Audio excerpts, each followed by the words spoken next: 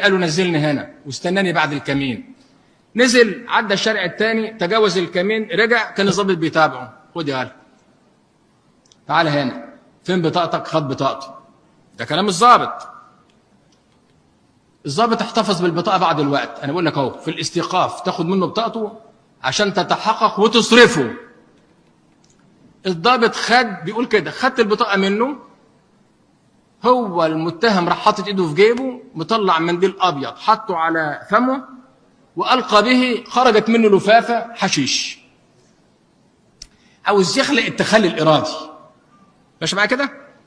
انا ما بحبش اناقش الضباط ومش عاوزكم تناقشوا الضباط، لكن في الحته دي قلت المحكمه لازم اناقشه.